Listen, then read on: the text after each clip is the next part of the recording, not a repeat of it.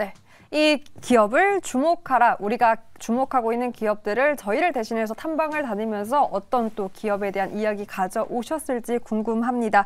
오늘도 하이투자증권 스마트 PB센터 이화진 과장과 함께 볼게요. 어서 오세요. 안녕하세요. 반갑습니다. 제가 또 오프닝에서 앞서 예고를 했지만 오늘 또 함께 소개할 기업들이 정말 최근 시장에서 뜨겁게 주목받았던 기업들이라 너무나 궁금합니다. 먼저 넥스트칩에 대한 이야기를 해볼까 해요. 네. 이 칩 형제들이 사실 11월 들어서 정말 많이 시세를 냈고 물론 최근 약간의 주춤함이 있지만 일단 어떤 기업이었는지부터가 궁금합니다. 주력 제품도 함께 소개를 해주신다면요? 네, 일단은 뭐 차량용 카메라 영상 장치라고 좀 보시면 되는데 네. 우리가 차를 운전했을 때 이제 터널에서 나오게 되면 백색 현상을 좀 볼 수가 있습니다. 빛이 하얗게 나와가지고 그렇죠. 밝기가 힘들 그거를 어느 정도 화면을 깨끗하게 조정할 수 있는 장치를 ISP 장치라고 하고 있는데 그거를 이제 이미지 센스 이제 프로세서라고 해서 지금 매출의 한 78% 정도 나오고 있는 상황이고 일단 고객사는 현대 기아차 그룹이랑 저기 중국에 있는 BYD 뭐 테슬라는 아직까지는 ISP 장치를 사용하지 않습니다. 물론 향후에 사고나 뭐 이런 이슈가 많게 되면은 뭐 테슬라도 뭐 추후에는 뭐 ISP 반도체를 적용을 할지 안 할지는 뭐 모르겠습니다만. 네. 그만큼 만약에 이런 안정장치가 시장에서 계속 이제 커지면 커질수록 향후에 넥스트 칩에 대한 수요는 충분히 더 커질 수 있다라고 보고 있기 때문에 일단 타겟 시장이 레벨 2과 레벨 3단계입니다. 우리가 뭐 자율주행 레벨 2단계라고 하게 되면 1단계라고 하게 되면 이제 우리가 흔히 비행이라고 얘기를 하는 게 네. 우리가 후진을 하게 되면 이제 후방을 볼 수 있는 그게 1단계라고 보통 지칭을 합니다. 그러니까 우리가 후진을 할 때 카메라로 이제 볼 수 있는 화면을 비행이라고 하고 그쵸. 레벨 2단계, 레벨 3단계부터는 이게 센서 기능. 우리가 이제 후진을 하거나 차를 갔을 때 띠띠띠띠 거리는 이유가 그게 ISP 장치의 하나라고 보시면 돼요. 그러니까 향후에 우리가 자율주행을 하게 되었을 때 우리가 이제 3단계로 갔을 때 얼마만큼 이 차와 간격을 유지할 수 있느냐 차이와 반응 속도 이거를 이제 적용을 하는 게 좀 ISP의 역할이라고 좀 보이고 있기 때문에 결국에는 지금 우리나라 현대차 이제 현대 기아차 그룹의 쪽 비중이 굉장히 좀 많은 상황에 좀 보시면 될 것 같습니다. 오, 그런 기능이 있었군요. 사실상 이게 눈과 같은 역할을 해주는 거잖아요. 그런데 이게 전기차뿐만이 아니라 이미 내연기관 차에도 우리가 언제부턴가 그 초보 운전자들은 네. 더해요. 그 거울에 네. 의존하지 않고 그 소리와 화면에 의존하기 때문에 또 안전과 직결된 부분이라 이 기술력이 중요할 것 같습니다. 그렇기 때문에 시스템 반도체 관련주로도 구분이 되면서 시장에서 뜨거운 관심을 받았고요. 그 중요한 ISP 기술력에 대한 이야기가 계속해서 언급이 되더라고요. 어떤 내용입니까? 물론 이게 뭐 이런 ISP, 뭐 IP 반도체 회사가 전 세계적으로 큰 암 회사가 있습니다. 하지만 그런다고 해서 넥스트칩과 경쟁은 아닙니다. 아예 이거는 IP 회사인 거고 넥스트칩은 ISP를 만들어서 판매하는. 그러니까 이거는 현대차에 직접 주는 게 아니라 티어 1, 티어 2 쪽에 주는 뭐 현대 모비스에 납품을 한다라고 좀 보시면 될 것 같고 결국에는 이게 아까 말씀드린 내연기관도 물론 들어가긴 합니다. 결국에는 네. 이 자체가 전기차 자율주행 차로 넘어가야 마진이 더 훨씬 더 높아지는 상황. 그만큼 카메라가 많이 탑재가 되어야 이제 그만큼 수익이 마진이 크고 있는 상태입니다.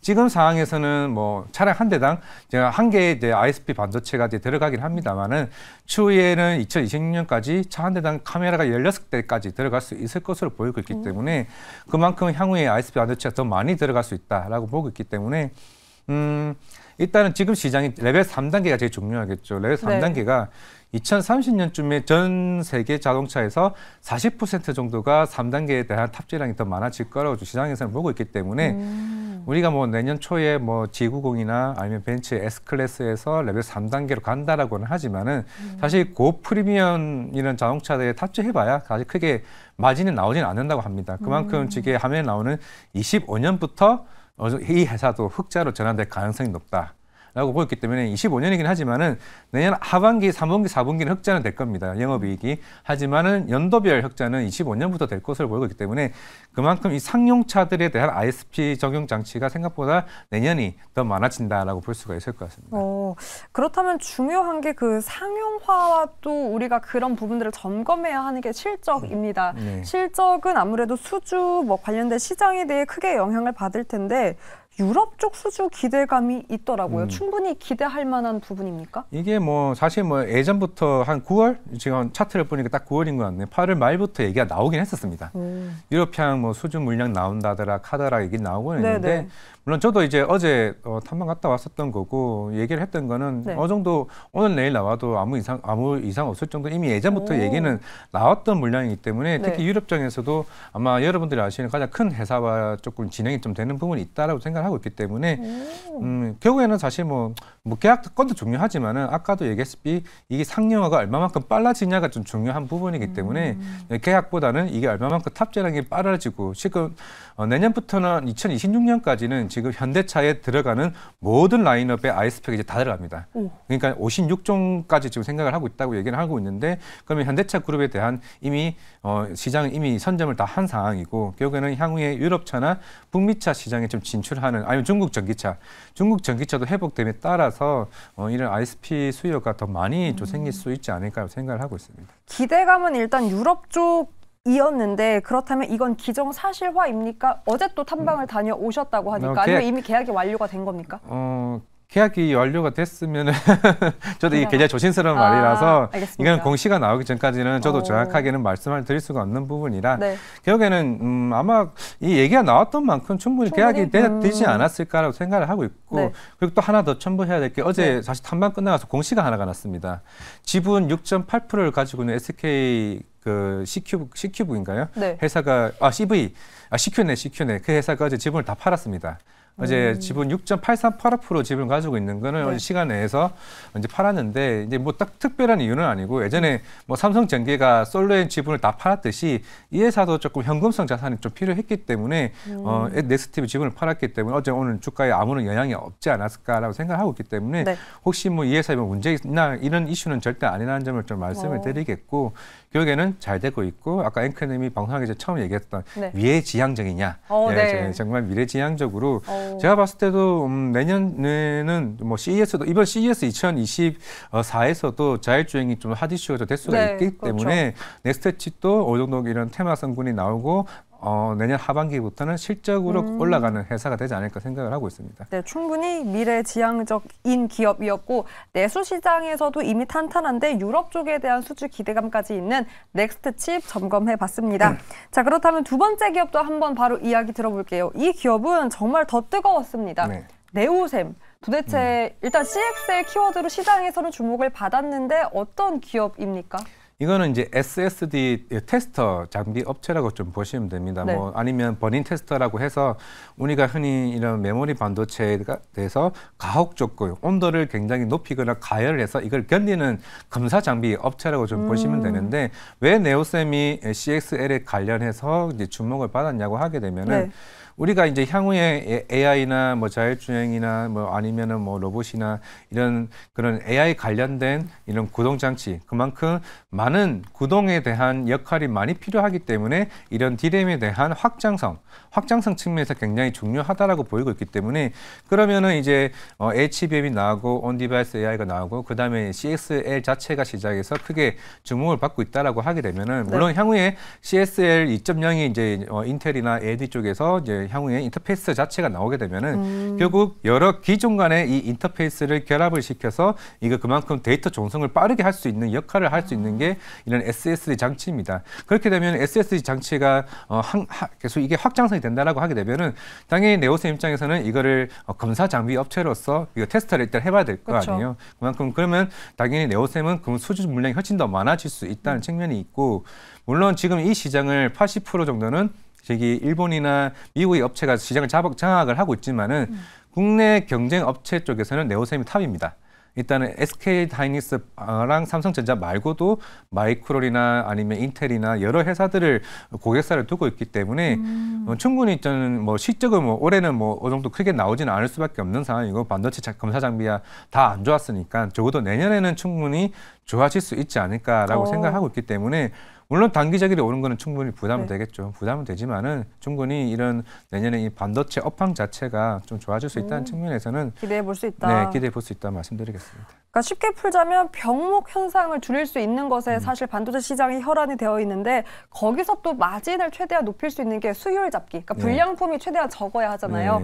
그 가운데 테스트 기업이 주목을 받고 있는데 네오셈이 관련 기술력을 보유하고 있습니다. 그럼 앞서 짚어주신 대로 그런 실적 내년은 어떻게 전망하고 계십니까? 지금 아직까지는 사실 네오셈을 많이 커버하는 이제 기간은 많이 없습니다. 보고서가 그렇게 많지는 않죠. 그렇다면은 지금 올해 예상이 한 900억 조금 남짓 나올 것으로 보이고 있고 내년에는 뭐 1000억 이상 정도 나온다라고 이제 상상인에서 이제 리포트가 나왔던 것 같은데 이거는 결국에는 우리가 얘기했던 CX에 대한 얘기가 이게 밸류가 반영이 안 된 겁니다. 그러면은 내년에 이 밸류 자체가 지금 HME 자체가 내년 상장률이 한 90% 정도 이제 보고 있고 반도체 업황 자체가 한 40% 정도 그러면은 적어도 CXL 정도도 이게 물론 2027년인가요? 그 정도까지 해서 한 30조 얘기가 나오고 있는데 이 시장 자체가 그러면은 적어도 1,500억이나 적어도 2,000억 사이의 매출 내년에 성장할 수 있지 않을까라고 한다면은 당연히 이걸 커버하는 이제 리포트가 하나씩 나올 그럼 기관들이 하나씩 들어온다라고 하게 되면 사실 지금은 대부분 개인 수급이 훨씬 더 많습니다. 당연히 기관 종목은 아직은 아니기 때문에 추후에 리포트가 나오고 기관 애들이 이 회사에 대해서 관심이 끌게 된다고 하게 되면은 추가적인 상승은 충분히 나올 수 있는 종목이 아닌가라고 생각을 하고 있습니다. 네, 그런 테마성을 제외하고도 반도체 시장 안에서 충분히 또 수요가 있는 쪽으로 실적이 나올 수 있는 기대감이 있기 때문에 앞으로에 대한 추후 흐름도 기대해 보도록 하겠습니다. 자, 그렇다면 아프리카 TV 기업 이야기도 해볼게요. 아무래도 이 기업이 주목을 받았던 건 트위치 철수 이슈를 빼놓을 수가 없습니다. 그렇다면 그 다음에 대한 주목은 이겁니다. 트위치 빈자리, 과연 아프리카 TV가 꿰찰 수 있을 것인가? 어떻게 보십니까? 충분히 저는 경쟁력이 있다고 생각을 하고 있고 물론 어제 네이버에서도 취직을 오픈 베타 서비스를 이제 공개를 했던 만큼 결국에는 이게 트위치 자체가 그 매출 비중이 50%가 게임 스트리밍입니다.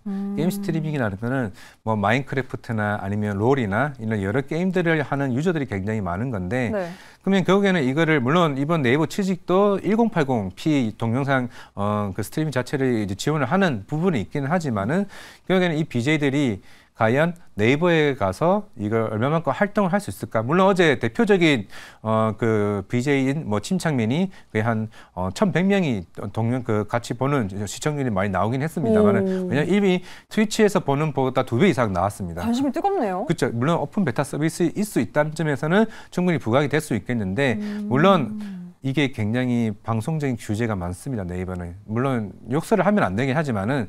그 욕설을 허용되는 부분이 어떻게 보면 아프리카 TV 입장에서는 오히려 유저를 자유분방적으로 풀 수 있다는 측면이기 때문에 이렇게 무슨 말을 할 수가 없다라고 그러니까 이런 동영상 스트리밍 자체가 이게 소통 측면이기 때문에 오히려 네이버 입장에서는 재미없네 그냥 이쪽으로 갈 수 있는 부분이 있지 않을까. 물론 아직까지는 게임 쪽에서는 아프리카 TV가 조금 유리한 상황은 맞다라고 생각을 하고 있기 때문에 그래도 결국에는 그 트위치에 있는 게임 VJ들이 얼마만큼 이적을 하는 여부가 좀 굉장히 좀 중요할 것으로 보이고 있습니다. 올해 1월부터 얘기가 나오긴 했습니다만은 그동안 주가가 많이 좀 반영 안 됐지만 이제 본격적인 이미 트위치가 나오는 걸로 결정이 됐기 때문에 아마 아프리카 TV는 그래도 이런 오랫동안 이 바닥에서 이제는 좀 탈출할 수 있지 않을까 좀 생각을 하고 있습니다. 네, 사윤님도 이 부분이 궁금하신가 봐요. 앞서 말씀해주신 대로 네이버가 이 게임 스트리밍 서비스 취직을 시작했는데.